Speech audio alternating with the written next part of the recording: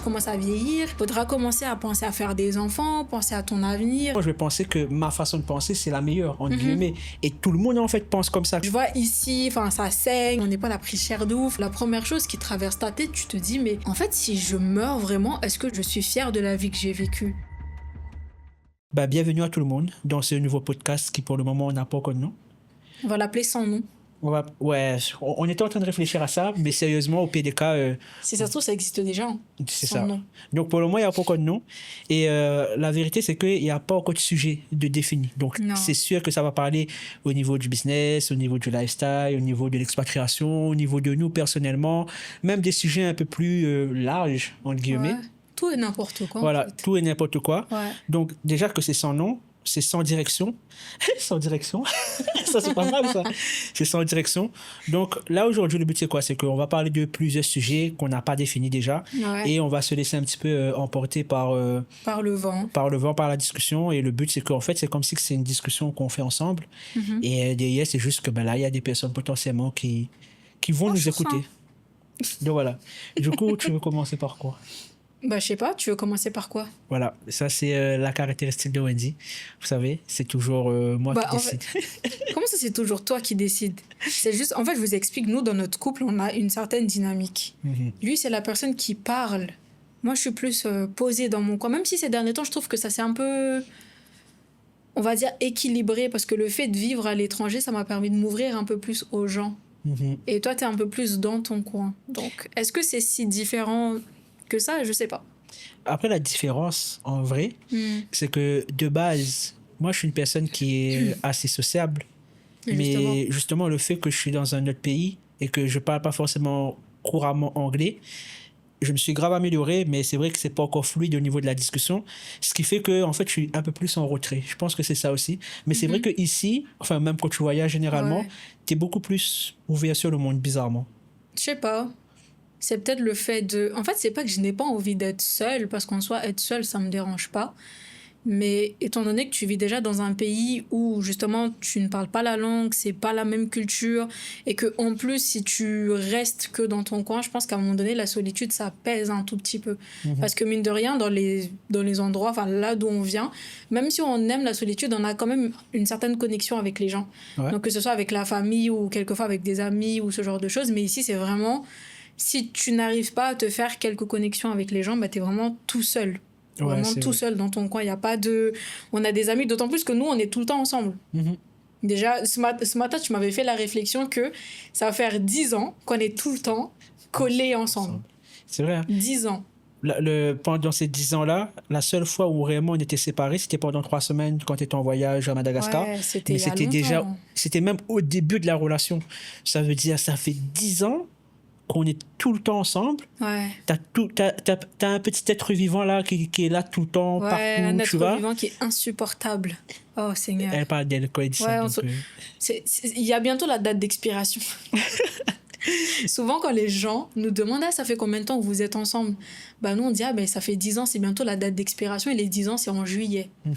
Donc, waouh. Faut pas trop parler parce que, tu sais, des fois, les paroles, là, c'est Après, dangereux. en fait... Nous, on peut se permettre en vrai. Oui, c'est vrai. Parce que je pense qu'aujourd'hui, et je touche du bois, mais je pense qu'on est tellement dans une dynamique où on a tellement construit quelque chose ensemble, tellement vécu des choses ensemble aussi. C'est pas comme si on s'est rencontrés à un moment de notre vie où on était déjà vraiment stable, etc. On est passé par différentes phases, on s'est construit ensemble, mais je pense que dans notre couple, les phases où on est passé, en termes de construction de manière générale, que ce soit business ou autre, ça fait que ça permet de souder plus qu'autre chose. Je sais pas, qu'est-ce que tu en penses par rapport à ça? Non, c'est totalement vrai, et d'autant plus que, en fait, si on parle sérieusement, moi je déteste l'injonction qu'on a surtout sur les réseaux ou même dans la vie où les gens disent « Ah, ça fait 10 ans que vous êtes ensemble, vous êtes toujours pas mariés. » Tu vois? C'est... Pourquoi ça vous gêne autant qu'on soit pas mariés au bout de 10 ans? En quoi ça vous dérange? Tu vois? Et en fait, je pense que dans tout et dans la vie, on n'est pas obligé de suivre les mêmes schémas que tout le monde. Il y a des gens qui, au bout de 3 mois, ils se marient. Il y a des gens qui, au bout de 15, 20, 30 ans, ils n'ont pas envie de se marier. Parce que je pense et j'estime que on est différents et dans la vie, on n'est pas obligé de faire comme tout le monde. Et en fait, par exemple, nous, comme on a dit, on a un certain vécu et qui fait que on n'a pas besoin, entre parenthèses, de se marier pour se prouver quelque chose. Parce que mine de rien, enfin, pour moi, ça, c'est mon avis personnel. Pour moi, le mariage, c'est pas forcément un but en soi, c'est plutôt pas un milestone, je sais pas comment. Enfin, je dirais pas que c'est un accomplissement parce que c'est pas du tout ça, mais un milestone. Enfin, je sais pas comment on traduit ça en français. Because Wendy speak English. Oui, moi je speak English very well, très très bien. Non, mais en gros, c'est pas un. Enfin, c'est plus une concrétisation peut-être. Ouais, moi je vois plus ça comme ça. Pour moi, le mariage, c'est pas un but en soi dans un couple, c'est plus peut-être une concrétisation de quelque chose. Et aujourd'hui, d'autant plus que, enfin, dans la génération où on est aujourd'hui, les gens se marient plus forcément, tu vois. Et j'ai pas forcément besoin d'être mariée pour me prouver que, que tu m'aimes ou que je t'aime. Ou... Enfin, voilà, quoi. Après, je respecte les personnes qui ont besoin de ça pour faire quelque chose. Mais aujourd'hui, on a un vécu assez fort, je pense. Et ça va pas... Enfin, un mariage ne va pas changer quelque chose à ça.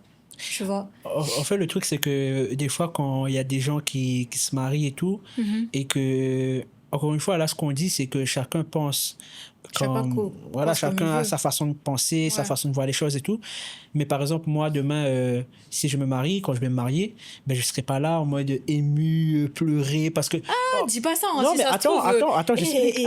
Attends, j'explique. En fait, j'explique. Pour moi, aujourd'hui, comme tu disais, le mariage, c'est... On va dire... Quand on va décider de se marier, voilà, c'est pas une fin. C'est-à-dire, pour moi, aujourd'hui, c'est parce que je serai marié avec toi que je vais t'aimer plus, ou que dans ma tête, ça va me dire que c'est un vrai changement, le fait que tu vas porter mon nom, etc. Nanani, nanana. Donc, en fait, c'est juste une continuité. Voilà, c'est une continuité de se dire, voilà, comme une suite, mais c'est au moment où nous, on décidera que c'est le meilleur moment. Et même, on en a déjà discuté, parce que moi, je lui ai dit, vas-y, on se marie pour les papiers, quoi, parce que... Arrête de dire ça parce que les gens vont vraiment croire que j'ai pas mes papiers, ok? Non, c'est pas le fait que tu n'as pas tes papiers, c'est que le fait, c'est beaucoup plus simple. Sans papiers. C'est beaucoup plus simple, tu vois. En fait, c'est le côté pratique. C'est vrai. Mais en soi, pour moi, c'est pas une fin en soi. Bien sûr, tôt ou tard, il y aura une demande qui sera faite, c'est sûr. Mais je pense que ça viendra au moment où ça doit venir. Et ça va pas changer un truc de me dire, comme je disais, en mode « Ah, je vais pleurer parce que tu portes mon nom. » En fait, ça fait tellement longtemps qu'on est ensemble maintenant. Donc, après, je pense dire que tu seras peut-être pas ému sur le moment parce que... Ah, mais si ça se trouve, tu pleures. Hein. Tu peux pas savoir. Parce que... Hein? On en a vu des gens pleurer le jour de leur mariage alors qu'on les pensait très, tu sais, sans viser personne. Donc, tu penses que je vais pleurer? Tu auras mal entendu, peut-être. Hein? Non, je serai ému.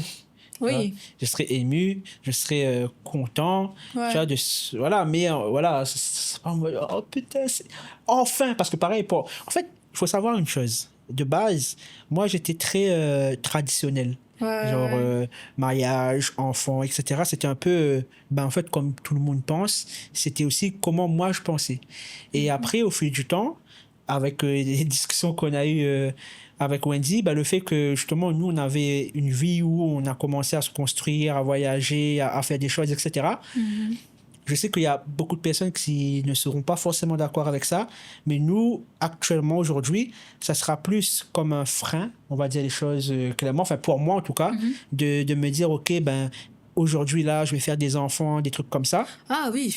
Oui, je parle au niveau d'enfants parce que là, on était sur le mariage. C'est vrai que j'ai pas fait parce que, en fait, t'as tellement bifurqué d'un coup que... Mais un frein avec les enfants, parce que moi, je voulais des enfants à partir de 25 ans, tu vois, des trucs, mais être là, marié et tout. Hein? Là, je suis en retard. T'es très en retard. La calvitie a déjà démarré. Mais voilà, c'est vrai que même nous, notre situation n'est pas suffisamment stable. Ça veut dire là, on est à Bangkok, on est en Thaïlande avec un DTV de 5 ans, etc. Ça se peut dans 2 ans, dans 3 ans, on se dit, on va aller dans un autre pays, on va faire. Donc, il faut déjà avoir une vraie socle, et après peut-être le fait qu'il y ait un enfant, il y aura quelque chose de plus... Je pense que c'est surtout au moment où, par exemple, tu te dis, je vais faire un enfant, là, tu as cette stabilité, tu vois, où tu te dis... ok, maintenant j'ai un gosse, je me pose quelque part, tu vois. Parce que là, étant donné que t'as pas cette, entre parenthèses, contrainte, Ouais. bah là, en fait, tu peux être dans l'instabilité où tu te dis, bon, là, j'ai envie d'habiter à Bangkok et peut-être dans 2 mois, tu vas dire, ah, finalement, j'aime pas trop, je vais aller me déplacer ailleurs. Alors que quand t'as un enfant, c'est quelque chose que tu dois absolument prendre en compte. C'est vrai. Donc, oui, peut-être que le jour où tu as un enfant, tu seras beaucoup plus stable, si on peut dire ça comme ça. Mais ouais, le sujet de l'enfant aussi, pour moi, ça, c'est un autre sujet qui est assez délicat, même pareil sur les réseaux sociaux. Tu te rappelles qu'on avait fait le post, enfin le reel et tout. Ah. En fait, si vous voulez déranger des gens sur les réseaux, dites que vous êtes une femme, vous voulez pas vous marier, vous voulez pas des enfants. Je sais pas en quoi ça dérange autant les gens quand on le dit. Parce que je me rappelle, j'avais vu une vidéo qui parlait justement de Lena Situation, où elle disait qu'aujourd'hui, avoir un enfant, pour elle, ça va plus être un frein qu'autre chose. Et du coup, la personne, elle disait que oui, bah, ça m'attriste un peu de voir ce type de discours chez les femmes. Et en fait, j'estime aujourd'hui que chaque femme est différente. Il y a des femmes qui veulent absolument avoir des enfants, qui ont cet instinct maternel et qui veulent être mères. Et il y a des femmes qui ne veulent pas le faire et qui veulent s'occuper un peu plus du côté carrière ou autre. Je ne dis pas qu'on ne peut pas faire les deux, mais je pense aujourd'hui, il faut respecter aussi le désir de certaines femmes de ne pas vouloir faire des enfants. Tu sais, par exemple, quand on a 20, 25, allez, moins de 30 ans ou même début trentaine, dès que tu dis à quelqu'un, moi, j'ai pas envie d'avoir des enfants, oui, mais peut-être que tu vas regretter plus tard parce que qui va t'essuyer les fesses quand tu seras vieille? Enfin, faire des enfants juste pour qu'ils t'essuient le cul dans quelques années, c'est quoi l'intérêt? Enfin, En fait, je pense que les gens oublient que on est des êtres qui sont différents. ouais, c'est ça. On ne vit pas tous les mêmes réalités. On ne pense pas tous de la même manière. Et c'est vrai que quand toi, parce que regarde, par exemple, moi, je pense d'une certaine façon. Ouais. Et forcément, je vais penser que ma façon de penser, c'est la meilleure, entre guillemets. Et tout le monde, en fait, pense comme ça, que sa façon de penser, c'est la meilleure façon. Mais le truc, le piège là-dedans, c'est justement vouloir imposer sa manière de voir les choses, ses convictions aux autres et penser que, voilà, j'ai tellement la vérité que bah, c'est toi qui te trompes et t'es pas sur le bon chemin et que tu vas regretter. Et je trouve que c'est un discours qui est beaucoup plus accablant parce que de dire, ouais, mais si tu ne fais pas d'enfant, maintenant tu vas regretter plus tard, c'est quand même un poids. Et pareil, il y a des personnes qui ne peuvent tout simplement pas faire d'enfants. Ça fait des années, des mois qu'elles essayent et qui peuvent pas avoir, tout simplement. Et quand il y a une personne qui lui a dit « Ouais, mais du coup, les enfants, c'est pour quand, etc. » Ça peut ajouter une charge en plus. Donc, chacun a ses combats intérieurs. Chacun a ses façons de voir les choses. Et laisser juste les gens vivre, en fait. Ouais. Vous n'êtes pas obligé de... Après, c'est les raisons... C'est la société. Enfin, au-delà des réseaux sociaux, en fait, c'est vraiment la société et comment on a été formaté. Tu vois, parce qu'une femme, à partir de 25 ans, si elle n'a pas d'enfant, c'est doucement, hein, parce que là, tu commences à vieillir. Il faudra commencer à penser à faire des enfants, penser à ton avenir, etc., etc. Mais en fait, tout le monde ne pense pas de la même manière. Tu vois, il y a un avocat sur TikTok qui disait... moi, je pense que le plus grand accomplissement d'une personne dans une vie, c'est pas forcément faire des enfants. Et tu vois, le discours, il a fait polémique. Parce qu'en fait, pour lui, enfin, en tout cas, on peut chercher d'autres accomplissements dans une vie. Et encore une fois, ça veut pas dire que nous, on a la vérité absolue et que on doit absolument penser de cette manière, mais il faut aussi respecter les personnes qui n'ont pas ce désir-là de faire des enfants. Tu vois? Après, en plus, ça, c'est, encore une fois, ma façon de voir les choses. Dans un monde où on est maintenant, se dire qu'on va faire des enfants en pleine période de guerre. Bref, en fait, même... Comment ça part en cacahuète? Ça part en cacahuète. Ça te donne pas envie de faire des enfants. Mais... franchement, vu comment le monde évolue, non merci. Mais plus on avance, plus justement, les gens font de moins en moins d'enfants. C'est-à-dire notre génération qui arrive aussi ne veulent pas d'enfants ou même tarde à faire des enfants. Et c'est pour ça qu'il y a Macron qui a dit, on doit refaire... comment il a dit réarmement, je sais pas quoi, là? Ouais, je sais plus comment il a appelé ça, mais il a envoyé la lettre aux moins de 29 ans ou un truc comme ça. Et il a mis un truc du style 250 € par mois en plus par enfant, etc. pour pousser les personnes à faire des enfants. Dans la France à Macron, est-ce que 250 € par mois, c'est suffisant? Mais il y a Mathias Neza qui a fait un post là-dessus. Il a parlé de ça, justement, le fait que 250 € par enfant. Il a dit, mais qu'est-ce que ça veut dire concrètement? C'est que si tu es à 250 € près, il ne faut pas faire d'enfant, justement. Tu vois?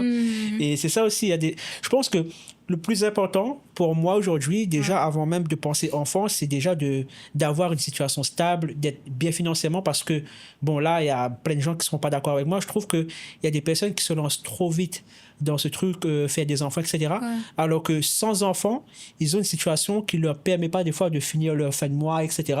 Et du coup, ils vont rajouter un enfant en plus à tout ça. Et pour moi, en tout cas, ça ne fait pas un cadre qui est sain, tout simplement. Ouais.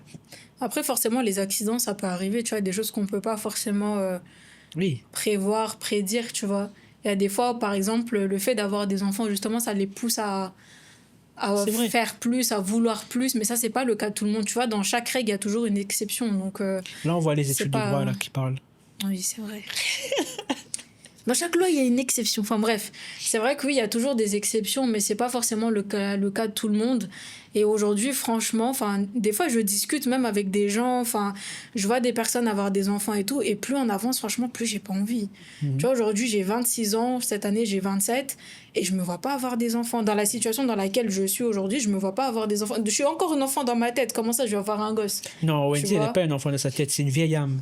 Non, j'ai une vieille âme, certes, mais enfin, je me vois pas faire un gosse, tu vois. Enfin, j'ai une vieille âme, mais d'un côté, je suis encore une enfant. Je me vois encore à 16, 18 ans, tu vois. Et Enfin, imaginons dans le cas où tu reconsidères la chose un jour, mhm, je sais pas, tu avances de ta vie, etc. Et tu te dis, ouais, bon, là, potentiellement, j'aimerais bien avoir des enfants. mhm. Au niveau situation, business, ça veut dire même la place que tu vas prendre dans ton business. En fait, comment tu vois un peu À quel moment à quel moment et j'estime que c'est le bon moment pour ouais, moi et tu pour faire serais, des voilà, enfants. quel genre de situation Je ce serait le pense, plus idéal pour toi? je pense pour moi, il n'y a pas forcément de bon moment, tu sais, pour faire des enfants. Enfin, certes, oui, enfin, dans le sens où il y aura forcément des situations, par exemple, si tu es stable financièrement parlant, tu as de l'argent et tout, tu sais que tu peux assumer un enfant.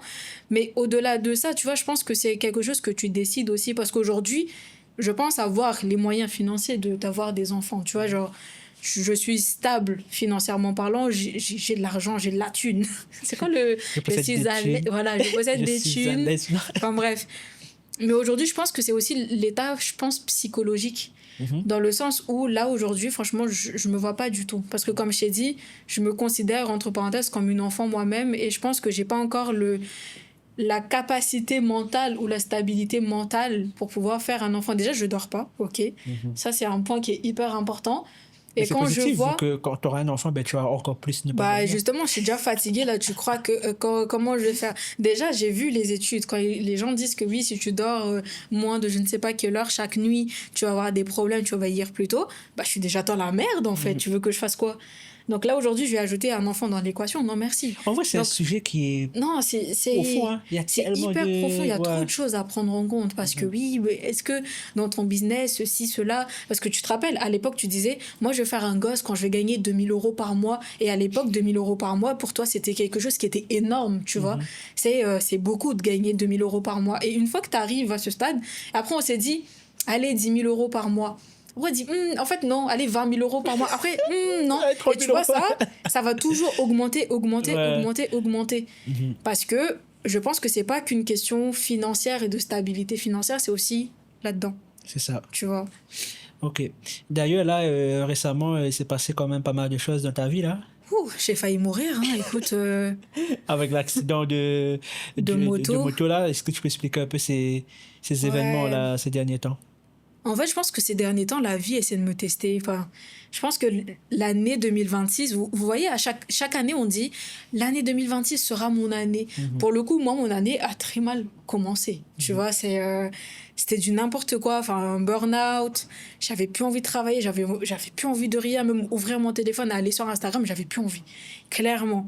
Et en fait, la semaine, enfin, pas la semaine dernière, du coup, la semaine d'avant, on s'est dit, vas-y, on va faire une petite pause, on va faire un petit break, on va aller à Pattaya, voilà, on va se prendre un petit hôtel très cool, très sympa. Et après, du coup, pendant ce moment-là, je suis allée faire mon petit pole dance. Bref, je me suis découverte une passion pour la pole. Et je vais à mon cours de pole dance en torse. Génial. On Tout en mettra sachant l'extrait que- avec le bruit. Déjà, il faut sachez que moi, j'aime le sport. Je suis une personne qui ne peut pas forcément ne pas bouger. Il me faut un minimum de dose de sport, même si j'aime pas courir, ça c'est un autre sujet. Mais bref, donc là, je me dis, bon, je peux plus faire de sport pendant un bon petit moment. Donc j'ai eu l'entorse. Là, on rentre sur Bangkok. Je crois qu'on est rentré, je crois que c'était un vendredi, donc le week-end passe. Moi, je me suis dit, lundi, c'est bon, je pense que ma cheville, elle est assez stable pour reprendre le sport. Donc le dimanche soir, on s'est dit, bon, bah, on se fait une petite sortie avant justement lundi, reprise du taf. C'est vrai que ça s'enchaînait rapidement. Non, mais non, mais c'est passé super vite. C'est reprise du taf, on va reprendre le sport. Enfin bref, super sympa. Donc, on était censé aller à un net market avec des amis et tout. Anthony était parti avant sur son bike. Moi, j'arrive derrière. En plus, à la maison, je me suis dit, bon, je m'habille comment et tout avant de sortir. Enfin, non, je mets un truc manche longue. Ouais, je vais mettre des baskets. Non, mais finalement, je vais faire ça. Enfin, bref, je sors de chez moi, je prends mon bike. Et en plus, ces derniers temps, à côté de chez nous, il y a toujours des contrôles de flics. Tous les jours. Quand je vous dis tous les jours, c'est matin et soir, il y a toujours des contrôles. Et donc, chaque personne est censée avoir un casque. Et censé. Donc, censé. Voilà. Donc, ces derniers temps, c'était casque, c'était obligatoire, on y va.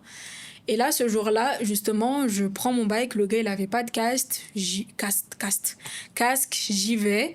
Et sur la route, en fait, je crois que c'était à peine, tu sais, on sort de la maison et tout, je crois que c'était à peine 5 minutes à côté de l'entrée de BTS, du métro.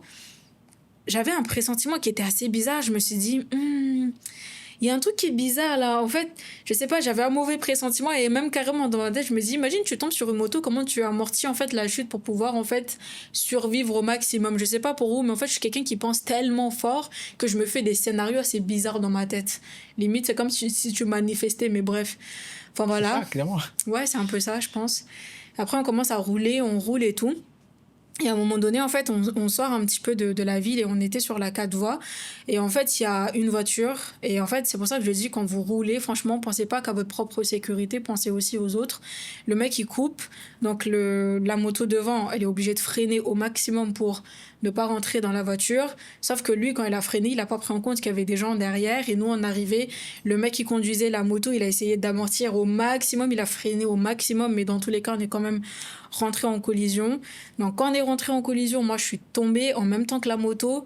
Donc, quand le truc est tombé, moi, j'ai glissé, en fait, sur... je sais pas sur combien de... Voilà. Sur combien de centimètres, combien de mètres j'ai glissé, en fait. Mais j'ai eu le réflexe de vraiment appuyer sur mon côté droit du corps pour pouvoir amortir le choc au maximum. Sauf qu'en fait, en faisant ça, c'est ma tête qui a frotté comme ça contre le béton. Donc, littéralement, le matin, je suis allée me faire des tresses. Et franchement, ça m'a sauvé la vie. Tu vois, dans ce genre de malheur et tout, ça m'a sauvé la vie. Donc, ça a frotté comme ça. Et mon côté droit aussi, pareil, ça a frotté. Et en fait, quand c'est arrivé et tout... En plus, j'allais mettre une story sur Instagram. Donc, moi, j'étais là, je voulais mettre ma petite story. Je lève les yeux. Et en fait, c'est passé tellement vite, hein. Je lève les yeux comme ça, je vois le truc arriver, pouf, on rentre dans le truc et tout, on est tombé. Et bref, le mec, il a atterri, heureusement, un peu sur, pas le trottoir, comment on appelle ça, tu sais, le rebord. Enfin, le rebord de route, si on peut dire ça comme ça. Et moi, j'ai atterri en plein milieu. Et je me suis levée super vite. Je sais pas comment j'ai fait, c'est l'adrénaline là qui a parlé. Mon corps était en pilote automatique. Je me suis levée direct, je me suis mis sur le côté parce que les voitures, ils arrivaient super vite derrière. Et du coup, je me suis levée, je me suis mis sur le côté. Et j'étais comme ça. En fait, je comprenais pas ce qui se passait et tout. Et il y a un mec, il est sorti de sa moto avec son grab et tout. Il est sorti, il a commencé à me parler, il dit « Ouais, ça va et tout ». Je dis « Ouais, ça va ». Je tremblais, je comprenais pas trop ce qui se passait, tout ça. Et en fait, je sais pas par quel miracle, j'ai pensé à vous. Parce que du coup, on devait se retrouver. Donc j'étais là, je dis « Mais en fait, il est où mon téléphone ?» Parce que du coup, en fait, je regardais le mec qui conduisait la moto, je voyais qu'il commençait à bouger. Je me suis dit, bon, je pense qu'il va bien. Il faut quand même que je vous prévienne parce que je sais pas ce qui peut se passer. Sur un malentendu, je tombe dans les pommes, je sais pas. Je cherche mon téléphone, je trouve pas. Je dis, mais en fait, imagine, mon téléphone, il est au milieu, s'est fait écraser par les voitures et tout. Il y a aucun moyen de vous contacter. Comment je fais ? En fait, c'est chaud. Bah, c'est chaud. Imagine, en plus, dans un autre pays, la personne n'a répondu. Enfin bref, imagine l'inquiétude et tout. Du coup, je cherche, je regarde comme ça sur le côté. Là, je vois mon téléphone, il est à 2 mètres. Du coup, le mec était, je dis, cherche mon téléphone, s'il te plaît. Je connaissais ni d'Adam ni d'Ève, je dis, va chercher mon téléphone, s'il te plaît.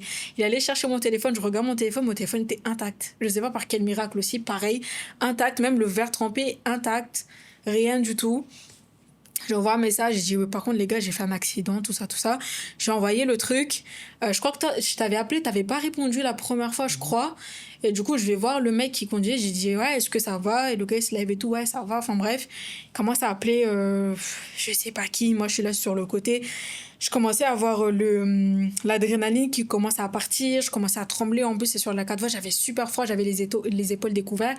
Là, je commençais à sentir toutes les petites blessures que j'ignorais, là. Ouais. Donc là, je vois mon pied. Je vois mon pied avec... il y avait un trou.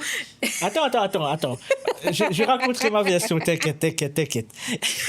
Je vois mon pied, je vois il y a un trou dans mon pied, je regarde mes mains. Donc là, j'ai quand même, je sais pas si ça se voit, mais j'ai quand même des petites traces et tout. Je vois ici, enfin ça saigne, je vois mon épaule a pris cher de ouf. Ça a grave saigné et tout. Et c'est après, en fait, justement, que Anthony, lui, il m'a rappelé. Et en plus, à ce moment-là, le mec qui était avec moi, il me dit, t'as une assurance? Je lui dis non.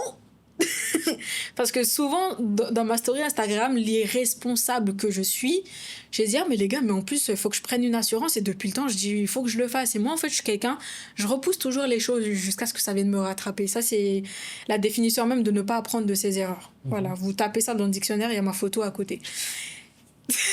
Non, mais c'est vrai. Non, mais c'est vrai, ouais. Donc, j'ai pas d'assurance. Et du coup, là, je suis posée, je me dis, bah écoute, faut que je paye. Voilà, quand tu joues avec le destin, ça, tu finis par le payer. Et c'est dans ces moments-là, je me dis, les gars, heureusement, j'ai un business qui tourne et qui me permet, au cas où, dans les malheurs comme ça, de me dire, ok, j'ai les moyens de payer. Parce qu'imagine, t'as pas les moyens de payer ça. Là, t'es blessé, t'es littéralement dans la merde, en fait. Ouais, après on va avancer un peu plus sur le sujet, justement, où tu vas parler un peu plus de ce qui s'est passé à l'hôpital, donner un peu ton avis aussi sur l'hôpital où tu as été, à Bangkok, etc., le traitement, les soins et tout. Mais du coup, moi, j'étais sur mon bike. Donc, elle m'appelle la première fois, je vois pas l'appel. Et du coup, après, je rappelle. Et là, elle me dit, ouais, j'ai fait un accident et tout. Il dit, merde. Et genre, là, je dis à mon bike, ben vas-y, est-ce que tu peux me laisser sur le côté comme ça, en pleine route? Enfin, en pleine route. J'étais quand même sur le bord. Bref. Mais t'étais arrivé où d'ailleurs à ce moment-là? Et moi, j'étais peut-être 10-15 minutes en bike plus loin. Ah ouais? Ouais, mais j'étais l'autre côté. Parce que toi, en fait, je pense qu'on n'a pas pris la même ouais, moi, route. je suis passé par la 4 Voilà, voies. toi, t'es passé par la 4 voies. Moi, c'était par les petites routes et tout, etc. Ah, vers Assok. Ouais, voilà. Ah, ok. De ce côté-là. Ouais. Du coup, ben, je dis à mon bike, ouais, ben, laisse-moi sur le côté, etc. Du coup, je dis, ben, dis-moi où t'es, envoie-moi ta localisation, etc. Donc, elle m'envoie tout. Et en fait, pendant tout ce cheminement où je suis en train de chercher un nouveau... Ce qui est bien en Thaïlande, heureusement, des fois, il y a des taxis, en fait, sur la route comme ça. Tu peux les interpeller. Et derrière, bon, tu leur dis où tu veux aller. Ils t'amènent et tu payes et tout, etc. Et du coup, ben, pendant tout ce process-là, ben, je suis au téléphone avec elle. Donc, je vois que sa tête comme ça, elle commence à se dégrader. Tu vois, on dirait, en fait, je voyais dans ses yeux que la douleur commençait à monter, etc. Et donc, moi, je faisais exprès de parler avec elle pendant tout le process parce que... Non, mais moi, heureusement, hein, parce que je commençais à... Mais c'est ça, mais je connaissais pas dans quel état elle était. Et après, donc, je trouve un bike, je suis sur la route, et du coup, je lui dis, ouais, ben, comment ça se passe corporellement, qu'est-ce qu'il y a? Ouais. Et là, elle me dit, ouais, on dirait que j'ai mon os qui est dehors. Je dis, putain. Et moi, dans ma tête, moi, tu me dis ça, pour moi, ton os est dehors. Pour moi, il y a ton pied qui est ouvert comme ça, et qui a l'os dehors et tout. Je dis, merde. Après, je dis, ouais, mais du coup, est-ce que tu saignes? Parce que moi, je connais pas comment elle est. Est-ce que tu saignes? Ouais, il y a du sang? Oui, il y a du sang. Je dis, putain. Et là, du coup, là, je suis sur mon bail comme ça. Et des fois, quand je lui parle, ben, en fait, elle me répondait plus. Et moi, dans ma tête, il y a mon os qui est dehors, il y a le sang qui coule. Je me dis, ok, elle est tombée inconsciente. Et je dis, allô, t'es là? Oui, je suis là. Et tout. Je dis, merde. Et après, du coup, j'arrive sur le lieu de l'accident. Et en fait, ben, mon bike, c'était 60 bahts. C'était genre peut-être 2 euros, quelque chose comme ça. Et en fait, je rouvre mon porte-monnaie. Et en fait, j'ouvre mon porte-monnaie. Le créole qui revient, tu sais. C'est ça. J'ouvre mon porte-monnaie. Et au même moment, elle rentre dans l'ambulance. Donc, elle me dit, ben vas-y, ben viens et tout. Et du coup, je cherche l'argent, je trouve pas l'argent. Je sors un billet de 500 bahts. Je dis au gars, ben vas-y, tiens les 500 bahts et tout. Et le gars, le temps, il cherche aussi la monnaie. Il dit, ah, tu sais quoi, garde la monnaie. Moi, j'y vais parce que je veux voir l'os d'or et le sang qui coule. Moi, du coup, maintenant, je dis, ouais, comment Mais elle est. tu m'as vu avant de. J'étais déjà dans En l'ambulance fait, quand t'es arrivé parce que je me rappelle plus. quand je suis arrivé, en fait, moi, je t'ai vu monter dans l'ambulance. Mais j'étais encore de l'autre Ah. côté. Non, parce que tu sais, Mais je t'ai pas vu sur la les route et événements tout. sont un peu, tu C'est vois, ça. Et dans du ma coup, tête. j'arrive dans l'ambulance, donc elle est déjà sur Le le brancard. brancard et tout. Et là, bon, elle était mal, hein, mais quand même soulagement par rapport à l'image que j'avais dans ma Non, tête. parce qu'en fait, pour ma C'était défense. genre, ici c'était ouvert un peu, c'était quand même moche, hein, il y avait du Ouais, sang un peu qui coule. Et en fait, l'os en question, en fait, il y avait un trou dans dans mon pied. son pied, mais c'était pas l'image que j'avais. Du coup, je me suis dit, bon, plus de peur que de mal, mais ça m'a fait peur de ouf. Non, parce qu'en fait, tu sais, à ce moment-là, je parlais avec le mec qui est descendu. D'ailleurs, des gens qui sont adorables quand même, tu vois, parce que il aurait pu passer son chemin avec son grab et tout. En fait, il s'est arrêté. En fait, il est quand même resté avec moi assez longtemps. Et le Bike gars, il rouge, là regarde. Hein? Le gars Non, bike c'est rouge. pas lui. Ah, Non, ouais, c'est un ok. autre. Enfin, c'est le mec qui est descendu. C'est un étranger comme Ouais. moi. Je sais pas d'où il vient, mais je pense, enfin, sur le moment, je sais même pas quel accent il avait parce que là, je te dis honnêtement, à ce moment-là, je m'en foutais un peu. Mais justement, il regardait mon pied, il disait, ah, on voit ton os. Ah. Tu vois? Et même moi, j'étais là, je me disais, on voit mon os. Mais en fait, non, c'était plutôt. En fait, le trou, il était assez profond. Mais étant donné qu'il y avait la saleté de la route, mais en fait, c'était clair. Mais c'est quand même assez. C'est profond quand Oui, même. c'est Tu vois, profond. c'est quand même profond. Mais ouais, à ce moment-là, et en plus, comme il disait, ouais, mais ça saigne. En fait, moi, je regardais mon épaule et je dis, ah, ben oui, ça saigne. Tu vois? Et après, oui, franchement, je sais pas quelle image t'avais dans ta tête Non, et mais- tout, mais quand je suis montée après dans l'ambulance et tout, enfin, elle commençait à me pomper un truc, je sais pas si c'était de l'alcool ou j'en sais rien. Donc elle mettait ça et le mec en fait il était en appel avec son assurance. Donc quand je parle du mec c'est le conducteur, enfin le grab. Et en plus moi en fait sur le moment je savais pas trop quoi faire, je sais pas comment ça se passait. Enfin tu te réveilles pas un matin où tu te dis ah je vais faire un accident de la route en Thaïlande, tu sais pas comment ça se passe. Même si c'est fort probable. Oui, même si c'est très fort probable. Et franchement, nous, en fait, en tant qu'étrangers, quand on va dans les pays asiatiques, Thaïlande, Bali ou peu importe, on se sent invincible. C'est vrai. Tu vois, on est là, on monte sur le bike, inconscient, avec nos bras dehors, nos jambes dehors, avec, sans casque, tout ce qu'on veut. Parce qu'on pense que, vas-y, on est immunisé, ça peut pas se passer. Et pourtant, en fait, il y a tellement d'accidents qui se passent en Thaïlande. Et moi, la première, je me dis, oh, vas-y, c'est tellement bien, c'est cool, ça se passe très, très bien. Mais en plus, Mais- quand ça arrive, pareil, hein, quand il me disait, oui, ben voilà, mon os dehors et tout, blablabla, moi, dans ma tête, du coup, je voyais opération. Ouais. J'ai vu la somme de 15 000 balles. Je disais, putain, ça va arriver cher aussi et tout. Je sais pas comment ça se passe. En plus, on n'a pas d'assurance, etc. Et c'est vrai que pendant tout le process où tu es dans l'ambulance, où justement on se dirige vers, tu te fais soigner après Ouais. à l'hôpital, etc., c'est quand même encore un peu flou. Ok, est-ce qu'on paye, est-ce qu'on paye Ouais, pas, tu sais etc. pas trop comment ça se Donc, passe. heureusement, comme tu disais, voilà, nous, on a de quoi. Ça veut dire, bon, même si ça va nous faire chier, entre guillemets, de payer, si c'était des sommes, on sait pas, on sait Ouais. pas, parce qu'à ce qui paraît, en Thaïlande, en Asie, généralement, c'est cher quand tu es étranger, etc. Donc, ça, c'est déjà une idée reçue qu'on a, on développera là-dessus. Ouais.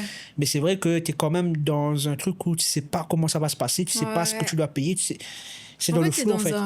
t'es dans un flou total parce que, comme je dis, tu vois, tu t'anticipes pas le fait que tu vas avoir un accident, tu vois. C'est. Surtout, en fait, je sais que par exemple, il y a des personnes qui font des accidents sur Bali, tout ça, bah, ils vont à l'hôpital, ils sont soignés et puis c'est tout. Parce que là, en fait, c'est vraiment, par exemple, je sais pas, moi, t'as mal conduit, t'as fait n'importe quoi, enfin, tu vois, t'as roulé comme un malade. Sauf que là, dans le cas où on était, c'est vraiment une personne qui a causé l'accident.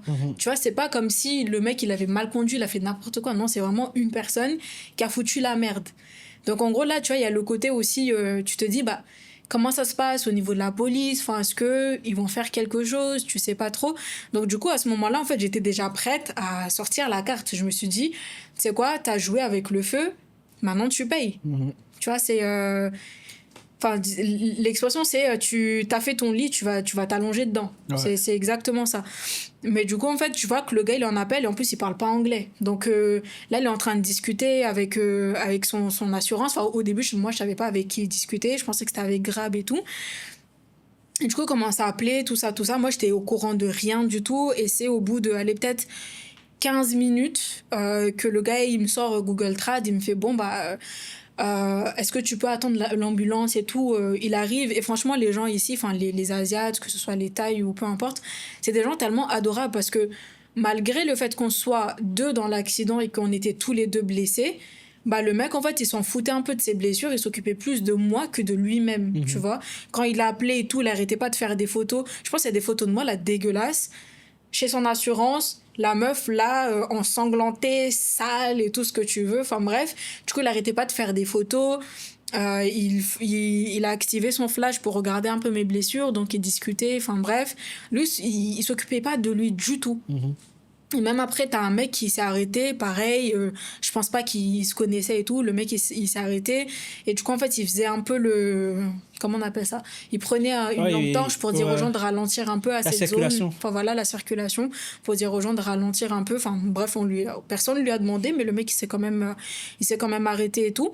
Et du coup, sur le moment, comme j'ai dit, j'étais dans le flou. Parce qu'en plus, le mec, quand il m'a demandé est-ce que t'as une assurance, je lui ai dit non. Et je lui ai dit, mais du coup, toi, est-ce que tu connais un hôpital? Le gars dit, bah, il y a l'hôpital là-bas où tu peux aller, c'est un peu cher et tout pour les expats, mais il parle bien anglais, donc voilà, sinon tu as ça. Enfin bref, il m'a présenté un peu des options. Et justement, quand je suis montée après dans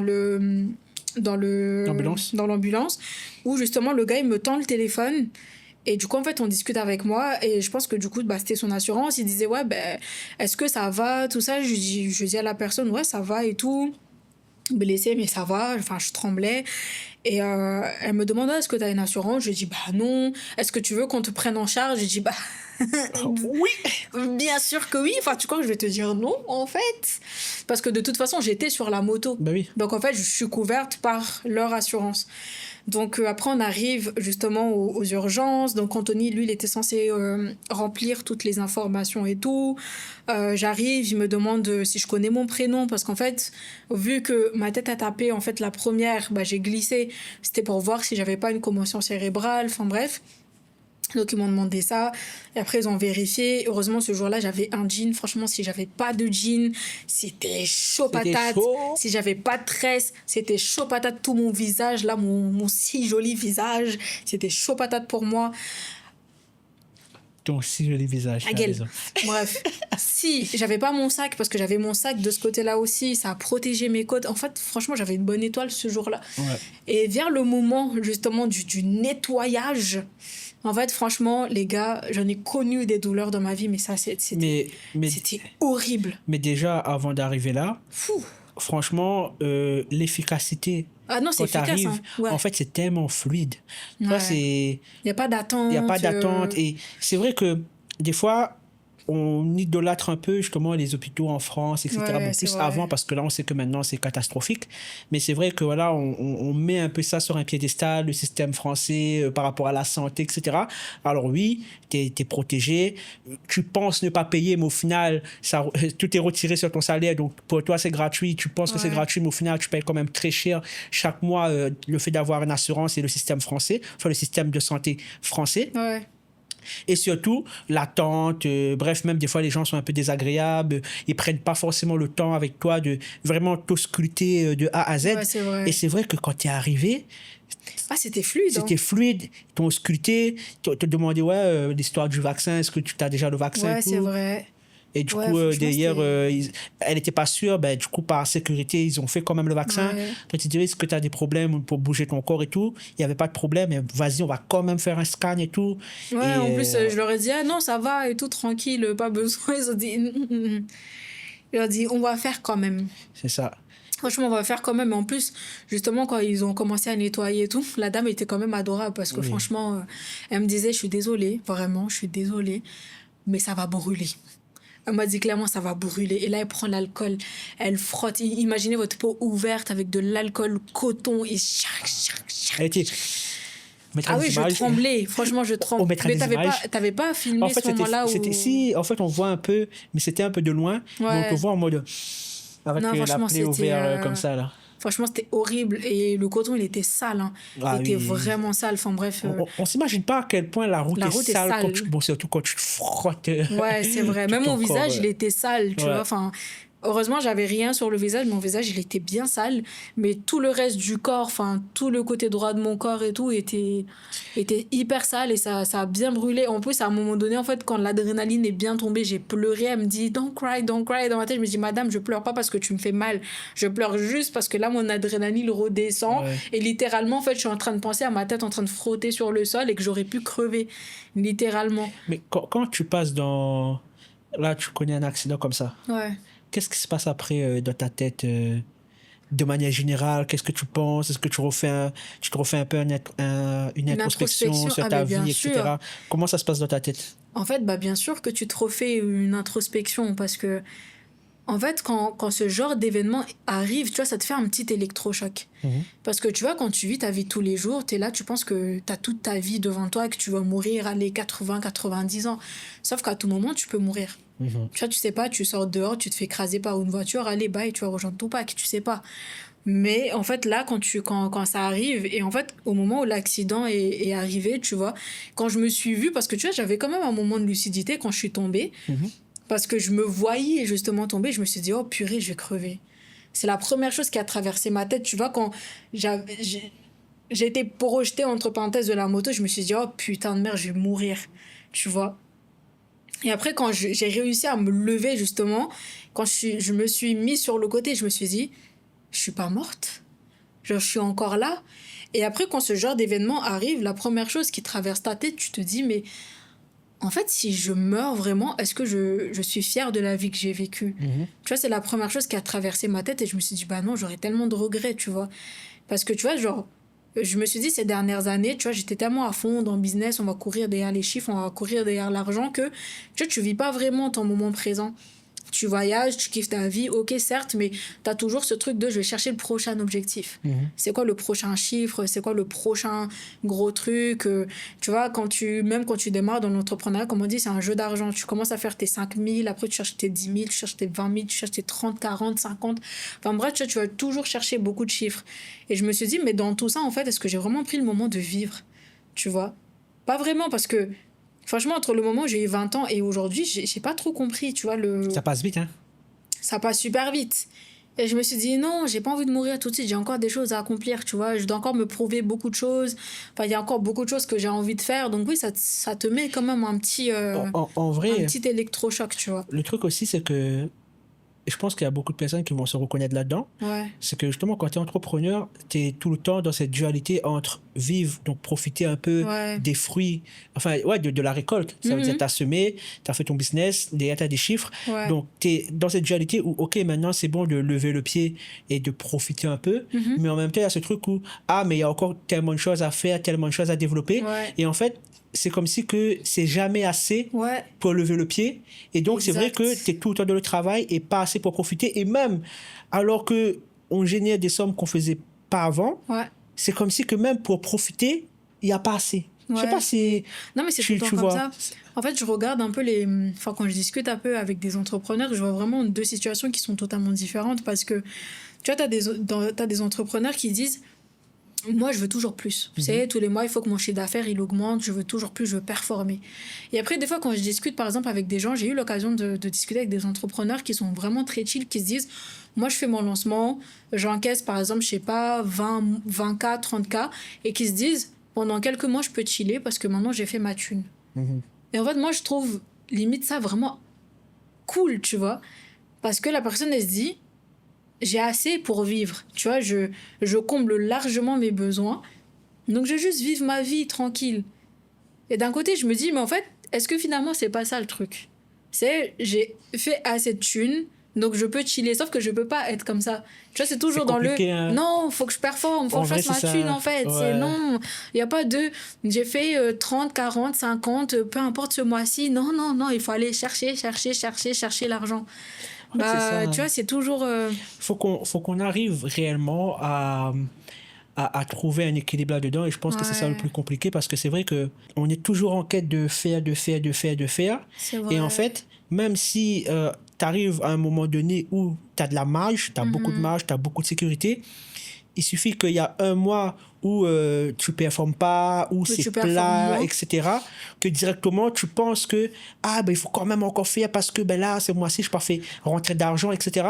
Et c'est vrai, nous, là, depuis le début d'année, franchement, en termes de revenus, c'est très plat parce que on n'était pas en mode vas-y, on va taffer. On n'a pas travaillé. On n'a pas travaillé et on n'était pas dans cette disposition où on pouvait non plus. On avait vraiment l'espace mental Ouais, c'est pour nous vrai. dire vas-y, on doit taffer. Donc, on a pris un peu des vacances forcées, enfin, des repos plutôt.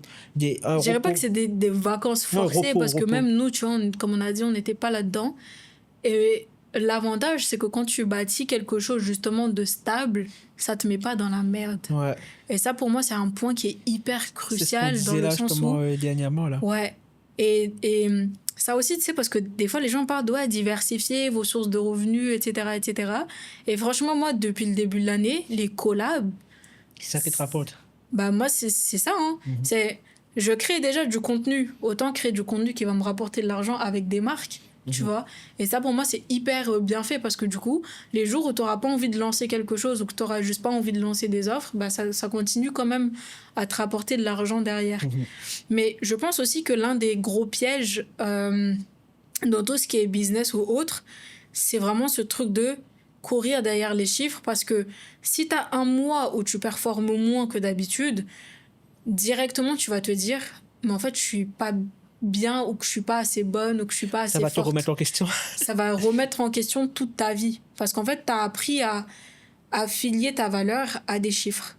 Et même, par exemple, sur Instagram, sur les réseaux sociaux ou peu importe, quand, par exemple, tu as l'habitude de faire des contenus qui performent et que d'un coup, tes stats commencent à baisser, ben, tu commences à remettre d'autres en question. Et je le sais, moi, je suis dans ce cas-là, justement. Parce qu'à un moment donné, moi, toute la valeur de mon travail, pour moi, c'était que dans les chiffres. Comme si que tout mon travail, c'était que dans les likes, que dans les commentaires que je pourrais avoir ou dans les vues que je pouvais avoir.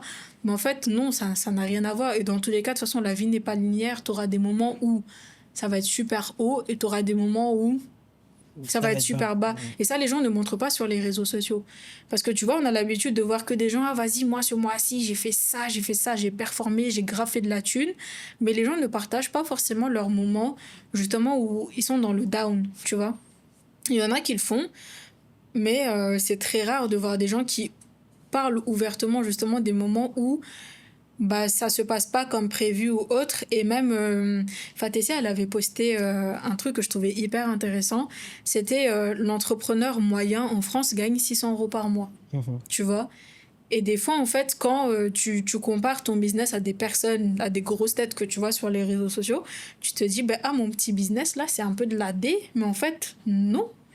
Si tu regardes la moyenne même, t'es plutôt bien, tu vois. En fait, le truc, c'est que sur les réseaux sociaux, c'est comme on disait la dernière fois, c'est qu'on voit que les exploits. Ouais, c'est parce ça. Que ce sont les exploits qui font du bruit. Si demain, moi, je m'achète une Lamborghini, forcément, ça va faire du bruit. Ouais. Ça fait que, donc, le truc, c'est que ces contenus-là, ça surperforme par rapport aux personnes qui te disent que ça ne marche pas pour eux. Ou même, il y a les gens, généralement, quand ça ne marche pas pour eux, ils ne sont pas sur les réseaux sociaux. Parce qu'ils sont là en train de se remettre en question. Il y a le burn-out, il y a la remise en question, etc. Donc, on ne les voit pas, tous ces millions de personnes, on ne les voit pas. On voit juste des personnes qui ont déjà réussi. Et tu ne sais pas forcément le parcours de cette personne, tu ne sais pas par quoi forcément elle est passée. Et même si tu vois des contenus inspirationnels, des contenus où elle va retracer un peu son ascension, de guillemets, dans tous les cas, tu n'as pas vécu ce que cette personne a vécu. Ouais. Par exemple, nous, on a vécu des situations qui étaient vraiment très, très, très, très, très, très compliquées. Ouais, mais en fait, même si on le partage sur les réseaux sociaux, les gens vont plus voir ça comme de l'inspiration parce que voilà, on est passé de A à B, mais nous, quand on était dedans, c'était pas... Depuis tout à l'heure, je suis en train de bouger mon micro. C'était pas fun. C'était pas du tout fun, hein. Au contraire, ça a créé des tensions. Et en plus, même dans le couple, ça a créé des tensions. Il y a eu des grosses discussions qui ont été faites au niveau pareil. Là, aujourd'hui, au niveau on travaille à deux. Au niveau finance, on s'y retrouve parfaitement. Ouais. Mais à un moment donné, quand ça a commencé à évoluer, ou même quand c'était encore un petit peu, voilà, il a fallu avoir cette discussion pour dire, ben, concrètement, qu'est-ce qu'on fait, comment ça se dispatche, parce que c'est une vraie question aussi, je pense que les gens peuvent se poser. Du coup, Ouais. comment ça se passe au niveau des niveau de finances, l'argent, blablabla et tout. ouais. C'est qu'on En fait, moi, comprend à deux. pour moi, si vous n'avez pas le cardio, n'entreprenez pas en couple. Vraiment, si vous n'avez pas le cardio, n'entreprenez pas en couple. C'est pas fait pour tout le monde. C'est vraiment pas fait pour tout le monde. Parce que, en fait, c'est marrant. En plus, Yomi avait fait une vidéo là-dessus. Ouais. Enfin, je sais pas si tu te rappelles, je t'en avais parlé. Et il disait qu'il se voyait pas forcément avec une personne avec qui il va travailler parce que c'est dur de faire l'équilibre pro et perso dans un couple quand on est entrepreneur. C'est vrai. Parce que finalement, il y a la part où on est collègue de travail et on est en couple. Et t'as pas forcément la coupure entre les deux. Tu vois, ça, pour moi, c'est hyper difficile. Et il n'y a pas vraiment de l'équilibre pro-perso. Ça n'existe pas. Non, c'est... Je suis désolée. On a beau essayer, hein, mais... On a beau essayer, mais pour moi, ça n'existe pas. C'est hyper dur parce que, en fait, on vit, on mange, tout ce que vous voulez, c'est business. Donc, il y aura forcément des moments où on va parler business. C'est ça. On a juste appris un peu à mettre une limite sur certaines choses parce que lui, des fois, à peine t'ouvres les yeux, il commence déjà à me parler business. Je dis, mais doucement, En vrai, je viens de me réveiller, tu sais, je suis pas encore... Vous voyez, comme les gens disent, j'ai pas encore eu mon café, me parle pas. Bah, c'est ça. En fait, Le c'est gars ça, c'est direct, dès que tu te lèves, c'est business. Le truc, c'est que, justement, je pense que c'est ça le truc aussi, c'est que Wendy, elle est plus dans ce truc où, OK, quand on parle business, Ouais. mais justement, c'est à temps choisi. Bah, justement, j'ai appris comme ça, tu sais, ce truc de... Parce qu'avant, nous, on avait des tensions. En fait, nous, on avait des tensions dans le couple, pas pour justement des tensions dans le couple lui-même, mais c'est plutôt des désaccords dans le business. Et du coup, c'est ça qui causait des tensions dans le couple. Parce que, en fait, on n'arrivait plus à faire la différence entre le couple et les associés dans le business. Ben, c'est ça. Ben, du coup, tu peux pas... En fait, pourquoi c'est très compliqué de dissocier aussi business et couple? Parce que quand dans le business, il y a des tensions, ben, tu peux pas... Il y a des tensions dans le couple. Ben voilà, tu peux pas te dire, OK, ben, ça garde business. Sinon, ça va, mon amour, tu veux manger quelque chose? Non, Alors, franchement, j'ai pas envie de te calculer. Ça s'étale, en fait. Ça s'étale. Et c'est vrai que, en fait, il y avait en fait, on a eu plusieurs phases. Ouais, il y a eu cette phase où, quand on a commencé à travailler ensemble, ben en fait, on a directement vu où sont nos forces et nos faiblesses. Et donc, au début, il y a eu cette synchronicité. Et c'était bien, c'était bien. Voilà. Et après, à un moment donné, forcément, tu as envie de scale. Le scaling, le mot qui va. Tu as envie de voir plus grand, etc. Et c'est à partir de là où, ben forcément, il y a ben, par exemple, j'ai envie d'appliquer des stratégies que Wendy ne sera pas forcément d'accord, ou inversement. Et donc là, ben, il faut faire un débat. OK, ben, pourquoi tu ne veux pas faire ça? Est-ce que ça, c'est mieux? Est-ce que ça, c'est pas mieux? Et en fait, c'est ce truc où, ben, comme on travaille ensemble, elle, c'est le visage, la création de contenu, l'acquisition, bref, tout ce qui est la partie les réseaux sociaux, acquisition, et conversion aussi, parce que indirectement. Et moi, je suis dans les back-end et ben, je m'occupe aussi quand même de toute la stratégie en back-end, de la conversion, du message marketing, etc., etc. Et justement, quand le message que j'ai envie de faire n'est pas forcément aligné avec elle, ce qu'elle prône, ce qu'elle a envie de partager, et ben là, tu es là en mode, oui, mais t'as pas envie de dire ça, mais c'est ce qui fonctionne. Oui, mais ça fonctionne, mais c'est pas ce que j'ai envie de faire. Oui, mais du coup, si t'as envie de faire... Et c'est vrai que c'est c'est très complexe. Le plus dur quand tu entreprends en couple, c'est vraiment de trouver une certaine synergie et trouver un terrain d'entente. Parce que comme tu as dit, en fait, chaque être humain fonctionne en fait différemment. Il y aura forcément des choses avec lesquelles tu seras beaucoup plus à l'aise et l'autre non, et inversement. Donc, il faut vraiment trouver l'équilibre entre les deux. Mais le truc de équilibre pro-perso, comment on fait dans la vie perso, ça n'existe pas. Parce que quand on s'embrouille dans le business, on s'embrouille dans la vie, on se parle pas. C'est la même. Il n'y a pas de les trucs du travail, on laisse au travail. Le travail, c'est nous. Donc, si on s'embrouille ensemble, on va pas parler ensemble, on va se faire la gueule ensemble, on est là. À la rigueur, tu sais, imagine ce qu'on peut faire un jour. C'est vraiment de louer des locaux, des bureaux où on travaille. Donc, on sort de chez nous, on va travailler. Et après, là, par contre, on peut se dire, bon, là, c'est au bureau, on reste au bureau. Et quand on sort, on fait le truc. Et le lendemain, on retourne au bureau et on se reprend la tête par rapport... Non, mais Mais il y a ça. Et maintenant, concernant l'aspect d'argent, Ouais. comment du coup ça se passe au niveau argent quand justement on développe un business ensemble? Est-ce que, bon, moi je dis ça pour vous parce que nous on sait, mais voilà, les questions que peut-être vous pouvez vous poser, c'est comment c'est dispatché? Est-ce que des fois il n'y a pas un qui travaille plus que l'autre? Comment ça se passe en fait?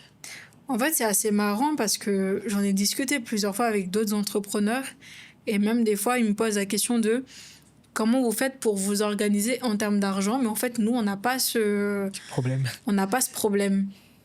Parce que mine de rien, bah, de toute façon, on gagne de l'argent ensemble. Donc ça, on sait, le compte bancaire, il est là. Après, on a chacun nos comptes perso, ça c'est sûr et certain. Mais on n'a pas cette notion de, vas-y, on va faire 50-50 et on va aller calculer ce que chacun met dans le foyer ou des trucs. On n'a vraiment pas ça. En Je fait, pense que c'est l'une des choses que j'aime le plus à propos de nous, justement, c'est vraiment cet aspect-là. Tu vois, de ne pas avoir ce truc de, vas-y, on va calculer absolument ce que chacun met. Enfin bref, il y a des moments où c'est moi qui paie le loyer, des fois c'est lui. Mais de toute façon, l'argent vient du en fait, même l'argent, endroit. c'est ça. Le truc qu'on s'est dit à un moment donné, c'est que, OK, on travaille ensemble et en fait, ça fonctionne de pair. Dans le Ouais. sens où sa contribution est aussi important que ma contribution et inversement. Ouais. S'il y a un qui est en mode down, ben, ça va C'est l'autre ralentir qui... sur le Ouais, business dans tous après les c'est cas. l'autre qui reprend le relais. Voilà, voilà, En c'est fait, ça, nous, mais on a une dynamique qui est assez simple et que peut-être les gens ne comprendront pas forcément, tu vois, parce que même si par exemple on a chacun nos trucs de notre côté, par exemple quand je fais des collabs, admettons, bah tu vois, c'est pas forcément des choses où Anthony va intervenir quand lui il fait ses business sur le côté, c'est pas des choses sur lesquelles moi je vais intervenir, mais dans tous les cas on n'a pas de ouais mais ça c'est l'argent que moi j'ai gagné, donc il y a que moi qui profite de cet argent. Tu vois, je pense que nous, enfin, ce que j'aime le plus à propos de nous, c'est vraiment ça. On n'a pas ce truc de ouais, ben moi je fais ça, on est dans le calcul absolu. ouais. On n'est vraiment pas Bah, après, je pense que dans c'est parce ça. que nous, en fait, nous, on est vraiment détachés de ça. Ouais, je Ça pense veut aussi, dire c'est que pour ça. l'argent dans le couple, euh, je ne vais pas dire que ça n'a jamais été un problème, mais ça a été un problème au Au début de la début. relation, même avant qu'il y a eu le business. Ouais. Tu vois, parce que ben, avant, à un moment donné, du coup, Andy avait son studio et moi, j'habitais avec elle. Et en fait, c'est vrai que j'avais pas ce truc où, ben vas-y, des fois, je vais donner de l'argent pour le loyer parce que moi, dans ma tête, ben, moi, je vais payer les restos, etc. Donc, c'était juste cette confusion au début de se dire, mais voilà, quand même, fais ça, fais ça, fais ça. Mais après, du moment que c'était calé, et en fait que chacun écoute la position de l'autre. Moi quand elle m'a dit des choses, j'étais pas là en mode ouais mais comment ça se fait, ah nanana, j'étais ah mais fallait me dire parce que moi je pensais pas comme ça, je pensais que le fait que j'ai fait ça tac tac tac tac tac, mais je pense que dans un couple et surtout déjà le couple même avant de parler business, c'est très important au début de mettre les points sur les i, dans le sens où comment tu fonctionnes, comment tu vois les choses, comment toi tu procèdes, etc. Et je pense que c'est la chose intelligente qu'on a fait depuis le début, Ouais. c'est vraiment de se comprendre. Et avant même qu'on était ensemble, dans tous les cas, il y avait une longue période où j'étais friendzone. Friend zone. Et, Dans la friend zone. et du coup, bah, on a pu quand même, avant même d'être dans la friendzone, Ouais. il y avait ce truc où ben, on arrivait vraiment à se comprendre. Et j'ai vu quand elle était en couple, comment elles se comportaient, etc. Donc, bref, en vrai, on n'a pas de problème de couple en soi. On n'a jamais eu un problème de... On a des disputes comme tout le monde, hein. Bah On se oui. prend la tête, etc. On n'est pas parfait, c'est pas ce que je dis. Mais c'est vrai que nous, je pense que des fois, on fait un peu exprès de se prendre la tête quand c'est un peu trop calme. Mais on C'est discute. un peu trop plat, là, on va aller chercher les problèmes. Mais les problèmes, c'est vraiment des trucs à la con. En fait, je pense que la majorité des disputes qu'on a en tant que couple, maintenant, c'est à propos du business. C'est plus tellement à propos des choses du quotidien ou des trucs comme ça, mais c'est vraiment pour le business.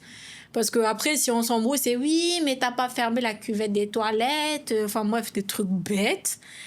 Mais sinon ça, la majorité des embrouilles qu'on a vraiment en tant que couple, bah, c'est dans le business. Ouais. C'est comment on fonctionne, comment on fait les choses, quelle stratégie on va faire, quelle stratégie on va mettre en place. Enfin bref, ce genre de choses en fait. Mais ouais. Là, on a évoqué un peu le sujet de Bangkok, un petit peu rapidement de l'expatriation.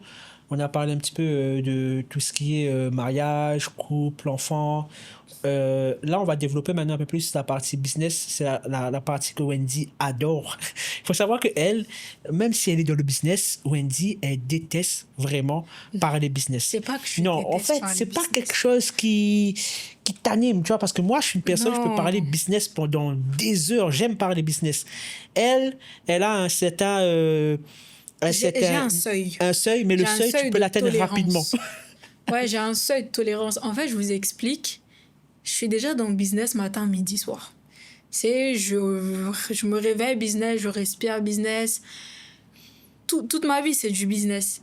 Et en fait, des fois, quand je sors ou même je vois d'autres personnes, bah, cette fois-ci, je m'attends à avoir des discussions un peu plus normales et légères. Après, ça veut pas dire qu'on va faire du small talk, on va aller parler vers les gens, parce que moi aussi, j'ai une tolérance assez limitée là-dessus, tu vois, quand je vais voir des gens et tout. Et d'ailleurs, c'est pour ça que j'ai réalisé assez rapidement, tu sais, quand tu deviens entrepreneur, que ta vie, elle devient totalement différente des autres et vous avez plus les mêmes centres d'intérêt.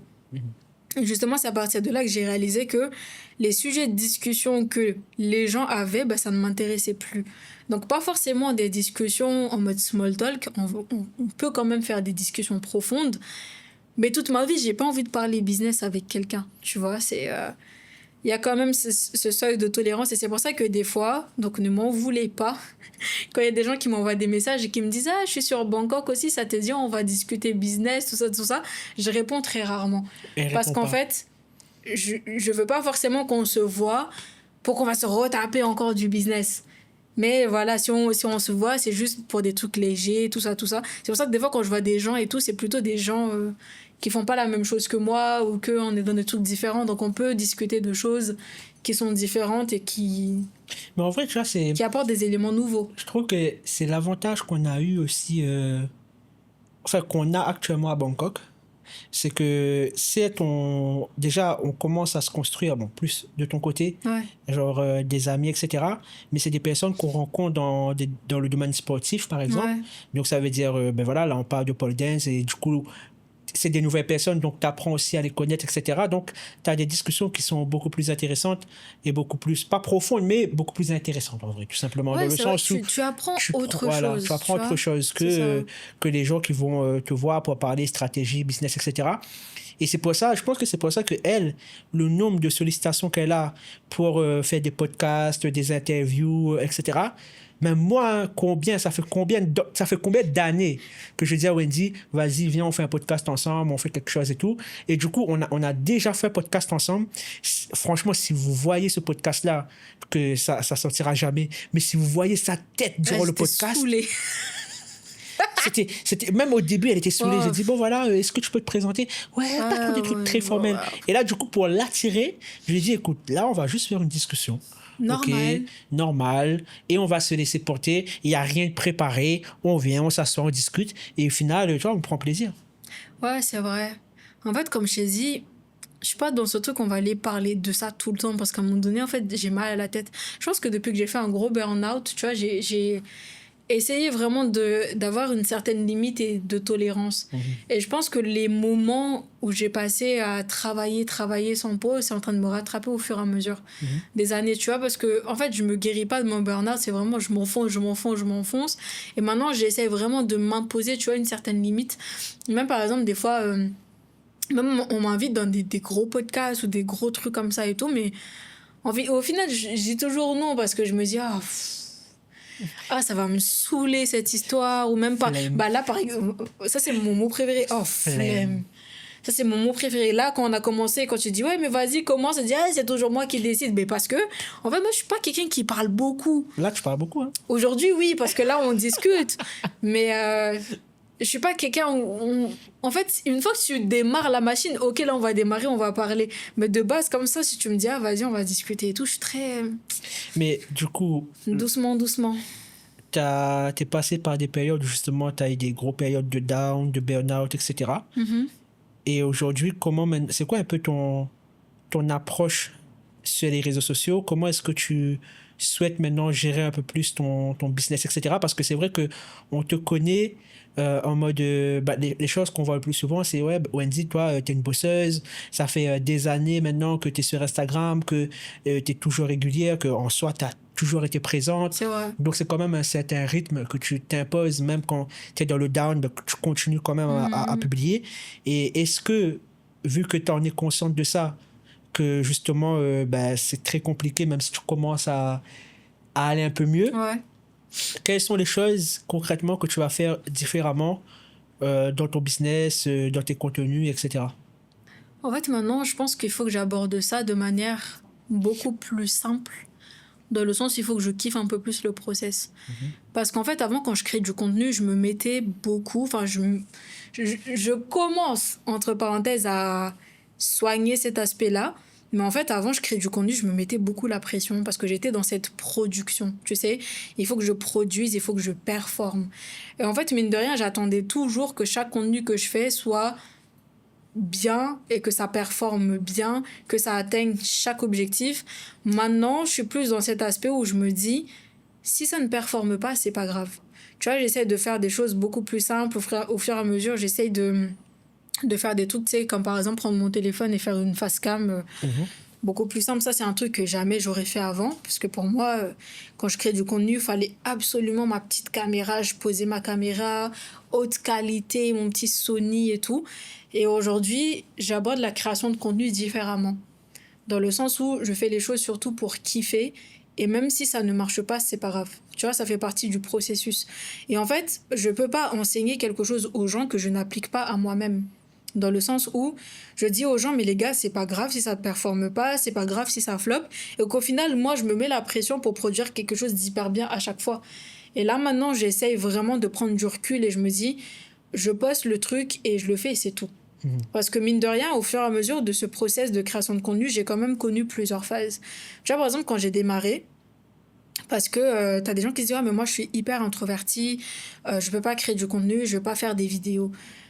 Et ça me paraît pas comme ça, tu vois, parce que c'est mon métier littéralement sur les réseaux. Mais quand j'ai démarré sur les réseaux, j'étais très introvertie. Tu sais, j'avais quand même cette peur de m'exposer, j'avais peur quand même de faire des contenus, mais je l'ai quand même fait et j'ai trouvé ma manière à moi de créer du contenu qui était adaptée un peu à cette peur de s'exposer, mais qui voulait quand même créer du contenu, tu vois.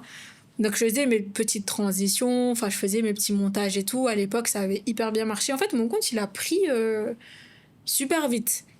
Parce qu'en fait, dans tout ça, je suis quand même quelqu'un qui apprend très très vite et j'ai quand même appris très vite comment les réseaux sociaux fonctionnaient. Donc ça, j'ai fait. Et au fur et à mesure, les réseaux ont évolué. Tu vois, ça a évolué. Maintenant, les gens ils commençaient à faire des voix off, ils commençaient à faire des face cam, tout ça.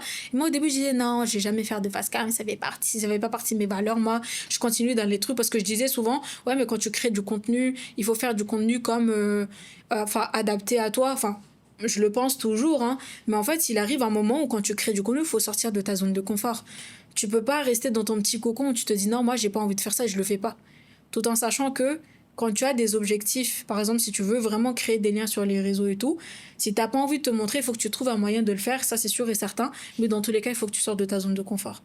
Et à cette époque-là, que je voulais pas sortir de ma zone de confort, donc je me donnais toutes les excuses du monde pour ne pas en fait créer du contenu.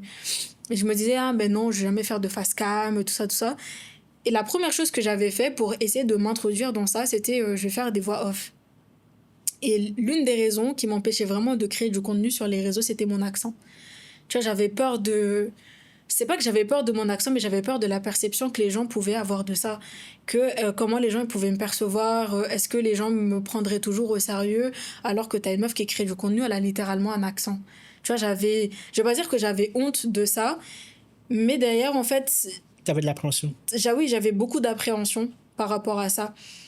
Et au fur et à mesure, tu vois, je me suis dit que le français, c'est pas ma première langue. En fait, pourquoi je veux me forcer en étant la meuf française de souche, j'ai pas d'accent quand je parle, parce que c'est pas ma première langue, tu vois, le français. Je suis née, j'ai grandi à Madagascar, et je suis très fière de ça. Et franchement, au fur et à mesure, ça m'a débloqué quelque chose. Et je me suis rendu compte aussi d'un point, c'est que tu viens d'un endroit avec une langue qui est totalement différente du français et t'as pu apprendre une autre langue. Et ça, pour moi, déjà, c'est un exploit en soi. Et souvent, il n'y a que les personnes qui parlent qu'une seule langue qui se moquent de l'accent des autres. Et ça, c'est un fait. Tu vois, même quand tu vas à l'étranger et que les gens se moquent un peu de l'accent des autres, c'est que les gens qui parlent qu'une seule langue qui se moquent des autres. Et tu vois, aujourd'hui, j'ai appris à faire abstraction de ça, même quand je bégaye ou que je fais des fautes de français. Par exemple, au lieu de dire le, je dis là, au lieu de dire là, je dis le. Aujourd'hui, je m'en fous un peu de tout ça, tu vois, parce que, bah, comme on a dit, ça n'enlève rien à mon expérience, ça n'enlève rien à mon expertise d'avoir un accent, de ne pas parler français parfaitement, ce genre de choses. Et aujourd'hui, j'ai vraiment appris à faire abstraction de ça. Je crée mes contenus et si t'es pas content, c'est la même. Tu vois, Là je m'en tu fous. as pu développer quand même une certaine communauté. Donc, tu avais commencé avec Globus Academy, Mhm. qui compte aujourd'hui 245 000 Abonnés, abonnés. 270. Ah ouais, déjà? Ça fait longtemps. Ouais, ça, c'est vrai que je regarde plus trop la page. Moi non plus. Donc, 270 000 abonnés. Donc, ça, au début, bon, c'était un compte de citation. Après, Ouais, ça c'est a un vrai. petit peu transitionné business. Et après, finalement, business t'a déplacé sur GBA Business. Mhm. Entre-temps, tu as eu quand même des contenus qui a suscité quand même pas mal de retours négatifs, etc. Comment est-ce que tu prenais ça avant et Ouais. comment est-ce que tu prends ça aujourd'hui? Mais sincèrement, est-ce que ça t'atteint encore? Mhm. Tu te dis, ouais, ben, du coup, je m'en fous, mais ça t'atteint un peu? Ou c'est quoi un peu, comment tu... Parce qu'il y a beaucoup de personnes qui ne veulent pas se lancer sur les réseaux Ouais. sociaux de peur d'avoir des retours négatifs. C'est quoi ton avis là-dessus? En fait, ma vision là-dessus sur la création de contenu sur les réseaux sociaux et comment les gens peuvent te critiquer, en fait, pour moi, c'est hyper simple. En fait, aujourd'hui, les gens, derrière leur écran, ils se sentent invincibles. Tu vois, les gens ne réalisent pas que derrière l'écran, donc ton commentaire négatif que tu laisses, ça peut affecter quelqu'un. Tu vois, les gens, en fait, est-ce que ça te viendrait à l'esprit d'aller voir quelqu'un vraiment en face et lui dire « t'es moche ». T'oserais jamais faire ça. Ouais, une C'est, grande tu ne partie de connais personnes ne ni font pas. d'Adam Oui. ni d'Ève. Est-ce que toi, tu viendrais devant moi me dire « ah, t'es moche ». Bah non. En fait, tu te sens invincible parce que t'es derrière ton écran. Et aujourd'hui, pour moi, les personnes qui se permettent de critiquer les gens sur les réseaux sociaux, c'est juste des gens qui se font chier dans leur vie, clairement. Ils ont Ou un qui se mal-être. sentent mal dans leur vie, tout simplement. Et au début, franchement, ça serait mentir de dire que ça ne m'affectait pas les commentaires que les gens faisaient. Parce que mine de rien, en fait, tu te dis, moi, je crée mes contenus, je fais mes trucs tranquilles, et t'as une personne qui vient me critiquer gratuitement. Parce que tu vois, les critiques que les gens font sur les réseaux, c'est pas que sur ton travail, c'est aussi sur ton physique. Tu vois, et je sais pas c'est lequel te fait le plus mal. Est-ce que le fait qu'on te critique sur ton travail ou qu'on te critique sur ton physique? Parce que des fois, c'est tout gratuit. Hein. Ben oui. Franchement, des fois. Généralement, c'est gratuit. Généralement, Ouais. parce que quand il y a une personne qui souhaite te critiquer, mais te donner une vraie critique, il te donne une vraie critique et t'explique Ouais. pourquoi. Mais quand c'est juste une phrase balancée comme ça, Ouais. sans explication, sans contexte ni rien, c'est vrai que Tu vois, je te demande pourquoi, quoi. bah des fois, ça t'affecte. Indirectement, ça t'affecte parce que tu te dis, ah, mais purée, qu'est-ce que je t'ai fait? Tu vois, tu prends la critique personnellement, tu te dis, mais qu'est-ce que j'ai fait pour mériter ça? C'est qu'est-ce que j'ai fait pour que tu aies autant de haine envers moi? Et ça, c'est l'erreur que beaucoup de personnes font au début, c'est de prendre vraiment les choses personnellement. Sauf que, comme on a dit, les personnes qui te critiquent sur les réseaux, ils ont juste un mal-être. Soit parce qu'ils n'osent pas faire ce que tu fais, ils n'ont pas les... Pour Les faire... couilles, on va dire, nous, on dit les choses, ils n'ont pas les couilles. Ah, ok, bah on va dire les termes. Ouais, ils n'ont pas les couilles de faire ce que toi, tu fais. Donc, ils se permettent de critiquer. Mais aujourd'hui, franchement, quand je vois les gens me critiquer sur les réseaux, je me dis, mais critique, T'as plus laisse ton de- commentaire. En fait, ça me fait plus d'engagement et je m'en tartine le fion de ce que tu penses. T'as plus des hommes qui te critiquent ou des femmes? J'avais jamais vraiment fait la remarque en vrai. Est-ce qu'il y a plus d'hommes ou de femmes? En fait, je sais pas. Ça dépend des sujets. Quand par exemple tu parles justement, comme on a dit tout à l'heure, justement quand tu parles de oui, j'ai pas envie d'avoir d'enfants, etc., j'ai l'impression qu'il y a plus de femmes qui te critiquent sur cet aspect-là. Après, les autres, bon, plus quand on parle de travail, je pense que c'est plus les hommes. Tu sais, quand tu fais tes contenus, que ce soit business, tu parles d'entrepreneuriat, c'est plus des mecs qui te critiquent. Ouais, Ok. c'est Et marrant ça. ouais, c'est vrai. Hein.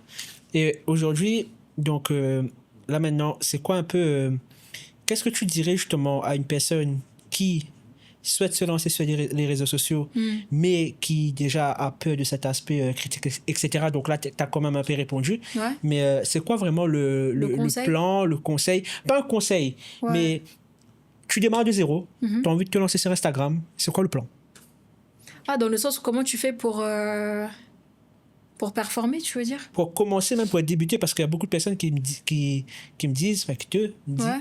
du coup, oui, mais Wendy, voilà, je sais à peu près ce que je vais vendre, mais le problème, c'est que je ne sais pas par quoi débuter, parce que, vas-y, lance-toi, écris du contenu, c'est vrai que c'est un bon conseil, mais c'est un conseil vaste. assez large, c'est vrai. Et du coup, si tu devais donner un plan, ça veut dire, mais très simple, hein, des étapes, Ouais, plutôt, ouais.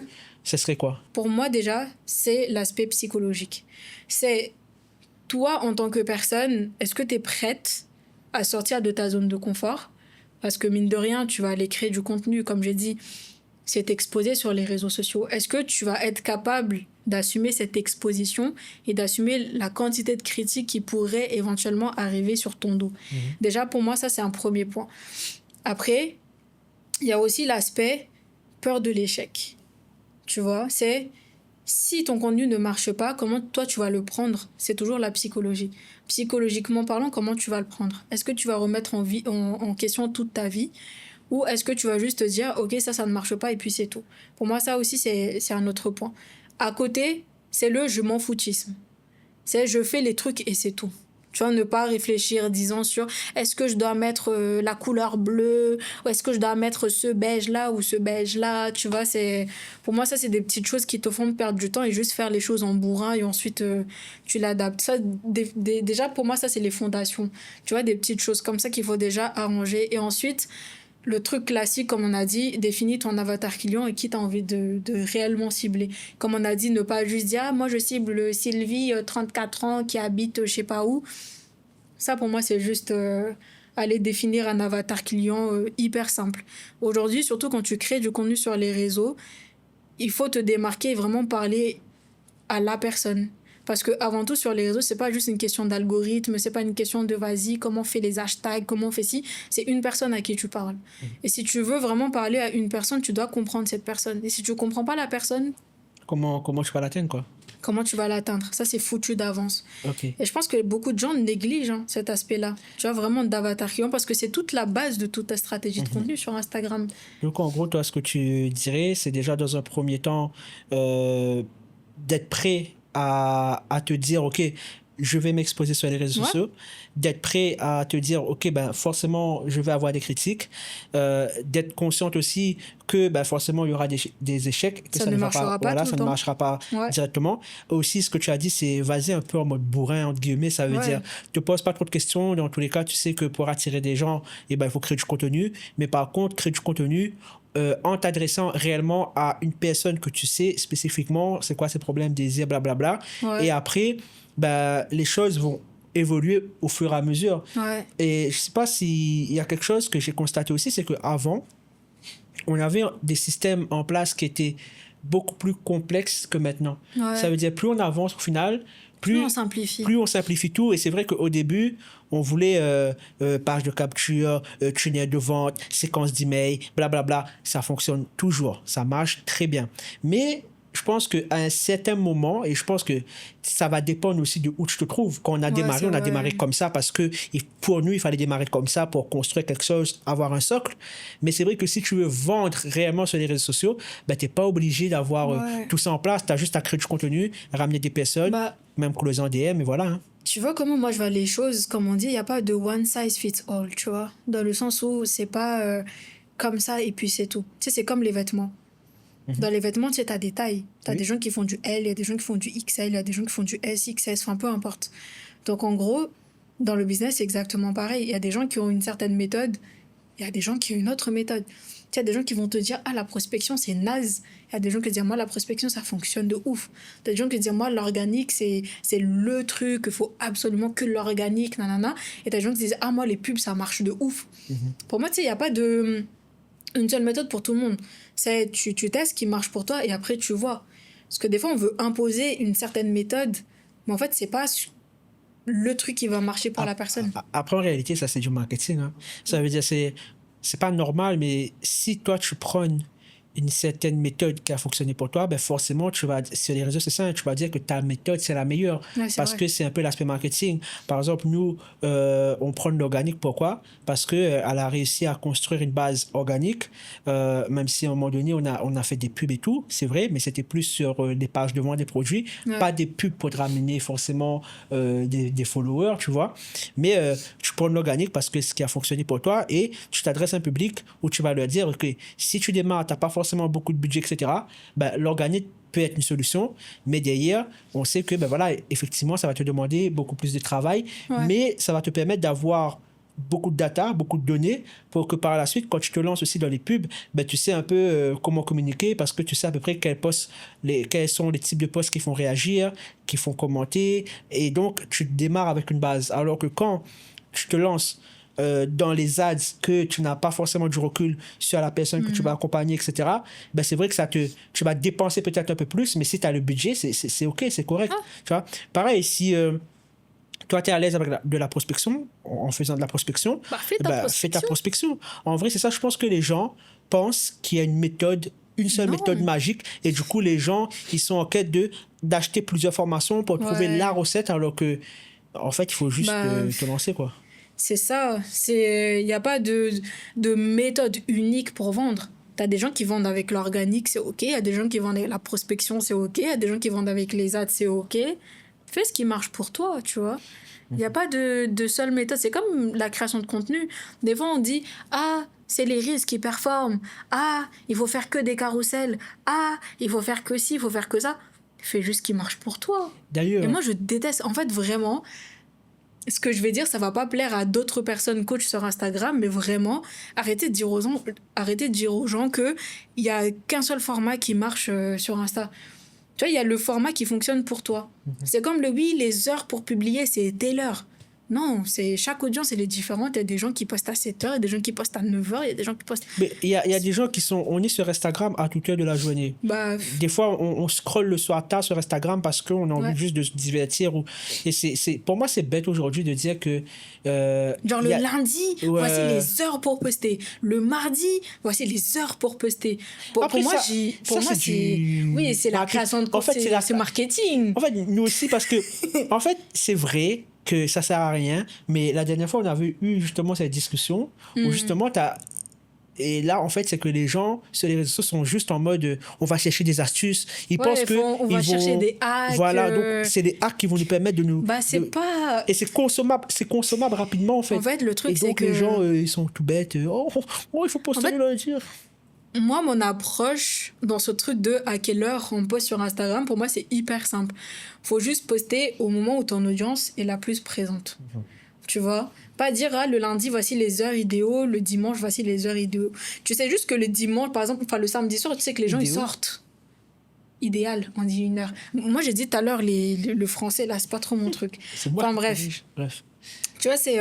par exemple, le samedi soir, tu sais que les gens, ils sortent. Par exemple, je sais pas, c'est l'été. Tu crois que les gens, ils ont envie de scroller sur les réseaux, ils ont envie d'aller sur leur petite terrasse avec leur petit vin et tout. Mais Enfin, tu vois. il y a deux écoles, hein. Ouais, après, oui, il y a quand même Parce deux qu'il y a, écoles dans des cette personnes, histoire. il y a des personnes qui te disent, ben, au contraire, justement, Il y a personne, du il y a coup, personne poste. qui poste. Donc, c'est pour ça qu'au final, Ouais. les gars, il n'y a pas de vraie méthode. Il y a Ouais. juste fais tes contenus et arrête de puis te c'est casser tout. la tête. Parce qu'il y a des gens qui te disent, en fait, le truc, c'est quoi? C'est que les gens pensent sincèrement que pour réussir sur Instagram, c'est tous ces petits hacks qui vont leur servir. Alors que, en fait, on utilise juste ça, et tous les coachs, on utilise juste ça parce que c'est ce qui attire le plus Ouais. facilement, ce qui Bah, les gens fait pensent que les leur gens problème, c'est commentent, ça. c'est ça. Et du coup, après, il y a Ouais. des gens qui te contactent, qui vont te dire, ah, je comprends pas, j'ai posté à 18h et pourtant le post n'a pas fonctionné. En plus, le truc, c'est qu'à 18h, tout le monde passe à 18h. Mhm. Tu sais, parce que là, en fait, t'es en concurrence avec toute la population. Parce que, étant donné que, en fait, on dit que les heures où il faut bosser, c'est les heures où les gens sont là. Par exemple, quand ils vont au travail le matin, tu sais, par exemple à 7h, parce qu'il y a des gens qui passent à 7h30, parce que du coup, les gens sont dans les transports, à midi, pendant le post-déj et tout ça, tout ça. Et c'est pour ça que soit, en fait, tu postes genre 30 minutes avant ou 30 minutes après, parce que quand tout le monde poste, t'as trop de Et après, posts ça dépend de ton concu avatar d'un aussi. coup. Si Exactement. par exemple, tu t'adresses à des mamans femme au foyer Ouais. qui a des enfants, ben là, tu vas prendre, peut-être là, à 7 heures, elle sera pas en train de scroller, elle est en train de préparer les À cartables, à manger. manger pour Ouais, les enfants. Donc, elle, peut-être, elle sera plus disponible peut-être le soir à 22 heures. c'est Donc, en vrai. fait, c'est pour ça, d'où l'aspect de connaître vraiment son avatar client. Là, je vois qu'on arrive à la fin, là. Ah, déjà? Et ouais, ça passe très vite, t'as vu? Ah, j'ai même pas T'as vu? compris. Et en fait, la question que j'avais envie de te poser aussi, parce que franchement, j'en ai marre de voir ça partout sur les réseaux sociaux. Est-ce que tu peux nous expliquer ce mythe ou démystifier un peu l'algorithme Instagram? Pourquoi Ah, aujourd'hui, purée. les gens pensent que le problème, c'est l'algorithme Instagram et au final, qu'est-ce qui fait réellement qu'un contenu fonctionne ou pas? Explique-nous tout ça, s'il te plaît. En fait, T'as 5 minutes. franchement, j'en ai marre de voir ce genre de contenu. Et comme je dis, on s'en fout. Je m'en tartine le fion de l'algorithme Instagram. À un moment donné, les gars, en fait, c'est intéressant de comprendre comment ça fonctionne dans la mesure où tu dois quand même comprendre le réseau social sur lequel tu essaies de te développer. Mais en fait, à un moment donné, il faut que vous compreniez que l'algorithme travaille avec vous et pas contre vous. C'est aussi simple que ça. Si ton contenu est merdique, c'est normal que ça ne performe pas parce que l'algorithme va montrer à des gens du contenu sur lequel il y a déjà l'intérêt. Donc s'il n'y a pas d'intérêt sur ton contenu, le problème c'est quoi finalement? Est-ce que c'est l'algorithme ou le contenu? La question est vite répondue. Pourquoi les gens ont autant de mal à se dire que c'est juste leurs contenus qui sont Parce que éclatés au parce sol? que t'as pas envie d'admettre que ton contenu, il est pas si bien Et que pourquoi? ça. C'est par rapport au temps qu'ils ont passé dessus? Exactement. En fait, quand tu passes des heures et des heures sur un contenu, tu t'attends à ce que ça performe parce que tu évalues les résultats de ton contenu par rapport à l'effort que tu as mis, mais sauf que ça ne marche pas comme ça. Des fois, tu fais un contenu sur lequel tu as passé 1 minute et ça performe, ça fait les 100 000 vues, 1 million de vues. Et des fois, tu passes 3 heures sur un contenu et ça floppe. Parce qu'en fait, toi, directement, tu penses que l'effort que tu as mis sur un contenu, bah, le résultat, il doit être équivalent à cet effort-là. Mais ça ne passe pas, ça se passe pas comme ça. C'est comme si tu me disais, tu as créé ta formation pendant 6 mois et du coup, en fait, tu dois vendre le truc à, je sais pas, À 100 000 euros. 100 000 euros parce que que j'ai tu as passé mis 6 6 mois. mois dessus. C'est comme Ou même les e-books. les Ouais, e-books. ça fait 100 pages, donc ça vaut ce prix-là. Exactement. Ben non, ça n'a rien à voir. En fait, ton contenu, enfin, la réponse que tu vas avoir sur ton contenu, c'est juste ta capacité à parler aux gens. Et c'est tout. En fait, si ton contenu ne parle pas aux gens, si ça apporte pas d'informations utiles, s'il n'y a pas le côté humoristique, si j'arrive pas à me reconnaître dans ton contenu, ça ne marche pas. Je pense que pour le prochain podcast, On va parler plus. on va parler plus. Parce que là, c'est vrai, on était en roue libre, mais j'espère que dans tous les cas, que vous avez apprécié réellement ce podcast où on a parlé un peu de tout et de rien. Ça, je trouve que ça annonce un petit peu aussi la couleur pour ce qui arrive bientôt. On va essayer de nous imposer au moins un podcast déjà toutes les 2 semaines déjà. Tu vois, c'est possible, je pense. Et après, avec le temps, parce que je trouve que l'exercice est bien quand même. Je pense que ça nous permet aussi de faire le point un peu. Je pense qu'il y aura des podcasts où on fera un peu des points mensuels sur ben voilà, ce qui s'est passé et tout. Parce qu'il y a des sujets comme la sophistication du marché, le fait qu'aujourd'hui, ben, tout le monde produit les mêmes contenus. Il y a même un certain... Bref, on va je pense parler qu'il y a quand même pas mal de sujets, je pense. On va plus aborder des sujets vraiment sur la partie Instagram. Ouais. Après même, on va parler peut-être... En fait, le mieux, c'est quoi? C'est que dites-nous dites-nous en commentaire. Donc, ça sera vraiment le premier podcast. Dites-nous en commentaire réellement qu'est-ce que vous voulez voir, les problématiques que vous rencontrez. Et je pense que cette chaîne-là, ben, ça ne sera pas juste une chaîne de podcast. Ici, on a ce projet réellement de se lancer sur YouTube. C'est doucement. Mais il y aura aussi de contenu, peut-être vlog. Il y aura des contenus où Wendy va vous faire vraiment des cours spécifiques, etc. Bah justement, je compte faire une vidéo sur l'algorithme Instagram parce que je pense que c'est un sujet intéressant à développer. Tu vois, c'est... Ok, c'est cool de comprendre justement comment la plateforme elle fonctionne, etc., etc. Mais justement, s'il y a bien une chose qui ne change pas, entre parenthèses, ou bien une variable qu'il faut prendre en compte dans tout ce qui est création de contenu, c'est l'être humain. Parce que du coup, si tu arrives à créer du contenu qui s'adapte à comment l'être humain fonctionne, ça va toujours fonctionner, tu vois.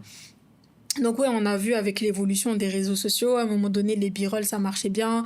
À un moment donné, les trucs travaillés, ça marchait bien. Mais là, maintenant, les gens, ils ont un ras-le-bol du contenu travaillé. Donc, il faut juste suivre l'être humain. Il faut pas suivre Ouais. l'algorithme. Et je pense que c'est ça, hein. Après, comme tu disais aussi, il y a des personnes qui adorent faire des... Je pense que ça dépend de comment ton audience a été Exactement. construite. Il y a tellement de facteurs dont ça peut être intéressant.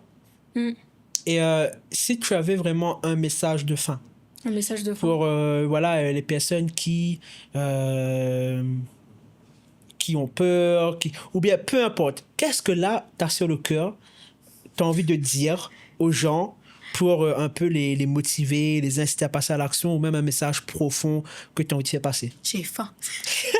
Merci beaucoup, on se retrouve pour la prochaine. Merci. Au revoir. Un message de fin. En fait, c'est une chose que je t'avais dit la dernière fois. C'est quoi? Regarde la caméra, dis-leur dans les yeux ce que tu as envie de dire et voilà. On y J'ai faim. Non, en fait, c'est un truc, je t'avais parlé. Ça me fait bizarre de regarder là alors que. Enfin, bref. J'ai trop regardé toi, ça me fait bizarre. Enfin, bref.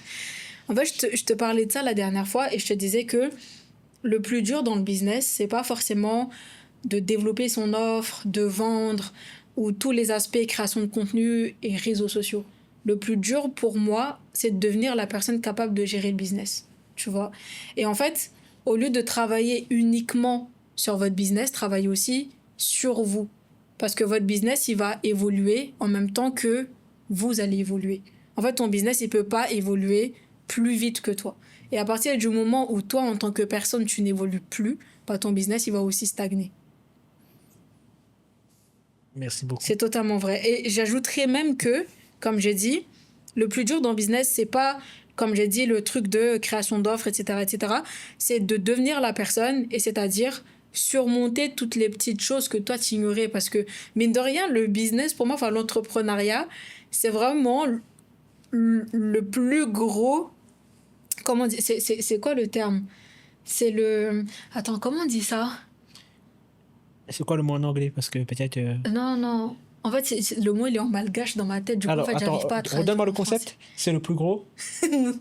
En fait, c'est le plus grand outil de développement personnel. Ah. Voilà.